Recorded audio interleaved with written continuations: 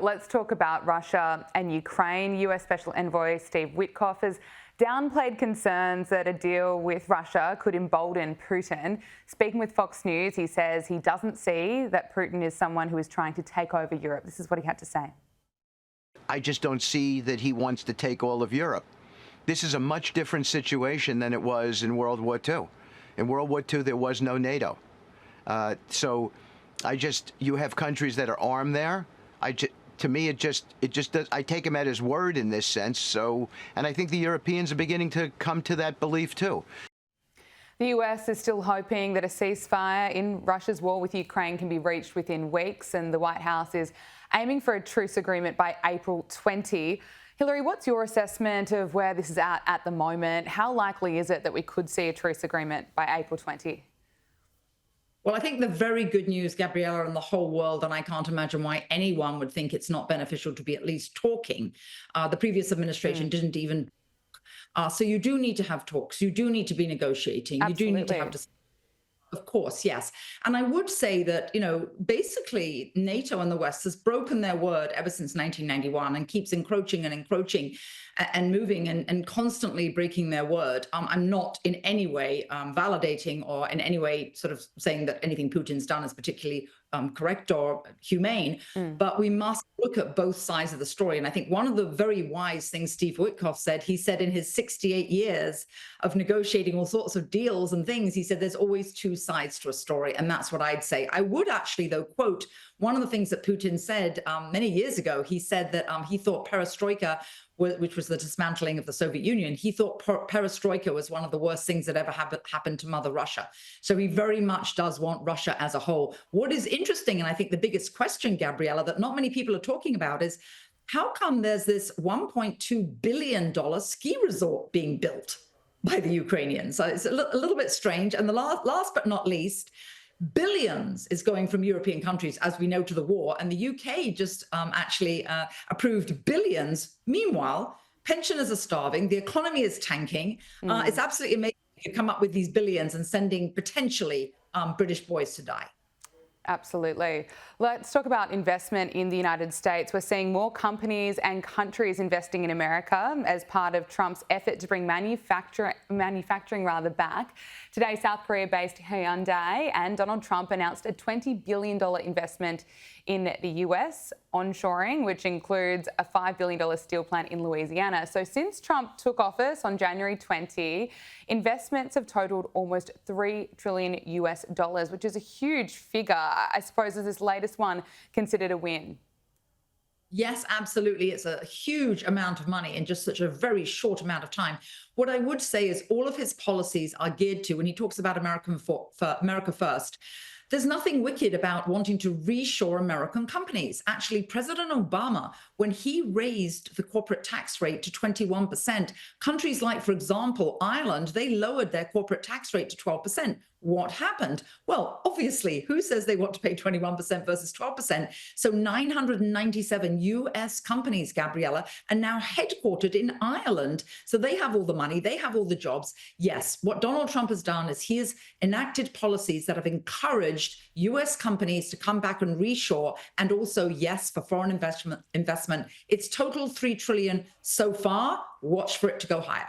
And it's $3 trillion in such a short amount of time. It's going to be so interesting to watch what happens by the end of the year.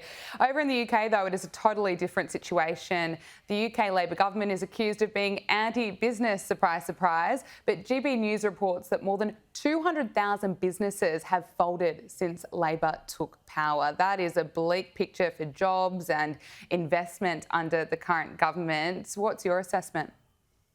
Oh, absolutely, Gabriella. To my point just now about corporate tax rates. Well, corporate tax rates are one thing. What about individual tax rates as well? It's reported that every 45 minutes, a millionaire leaves the UK. Why wouldn't they? If you're more of your money that you've made taken away from you. So I think that's absolutely a ghastly statistic. And yes, one of the things in the UK, by the way, the Labour government, I don't believe, and I could be wrong, but I don't even think one member of the Labour government has ever run a business. And I'm always saying in the US, Gabriella, that We should have a constitutional amendment that in order to hold public office, you should have had to have made payroll and run a business so you understand where money comes from. Wouldn't that be good? Wouldn't that be lovely if politicians actually knew how to run a business? And I think that's back to tying all these stories together, back to the 3 trillion of reshoring. That is because there are business people running the government now. If you don't have business and you don't make money, you have nothing to tax when you drive away businesses and taxes. So the Chancellor of the Exchequer over there, Rachel Reeves, that's what she's doing. She's absolutely driving away millionaires, driving away businesses. And you're absolutely right about the 203,000 businesses that have folded, and many more are actually leaving. Talks of many of them coming to the US. Yes, they are. Finally, Hilary, I need to get your thoughts on Canada. Canada's new Prime Minister, Mark Carney, has called for a snap election scheduled for next month.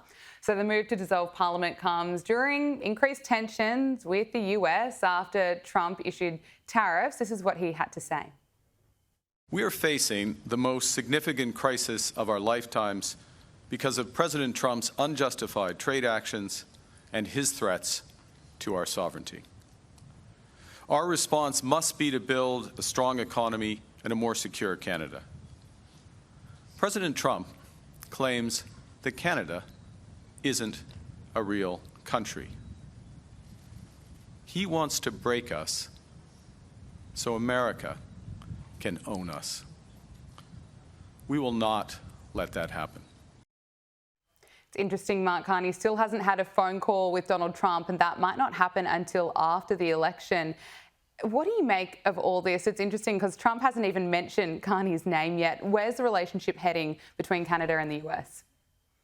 Well, a few things here. Number one, it will be very interesting to see when the Canadian public are all very aware of the fact when he was at Brookfield Asset Management, he actually sent millions of Canadian dollars and thousands of Canadian jobs down to Manhattan, to New York, out of Canada to the US. I wonder why he did that. Gosh, that wasn't very Canadian. Really, was it?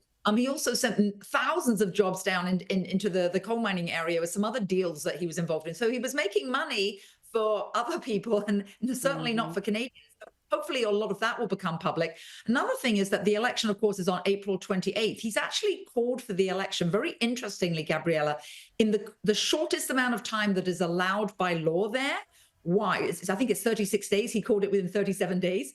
Why? Because their polling right now has actually improved the Liberals. It was so bad that, of course, resigned. But why is it better? Because a lot of Canadians are hearing all that Trump is saying, and they're not getting quite the full story. Don't forget, all Trump is asking for is fair, reciprocal tariffs. They've been tariffing the US for that amount. So they're not seeing both sides of the story. And also, no, President Trump didn't say that Canada isn't a real country. What he did say, which is true, is they don't even pay for their own security. The US is paying for their security. What President Trump has said is that if they were part of the US, they would be more secure with a better economy and they'd all lead better lives. And those are actually all pretty true. Hilary Fordwich, it is brilliant to speak with you. Thank you so much for joining us on Power Hour. Brilliant to be with you too. Thank you, Gabriella.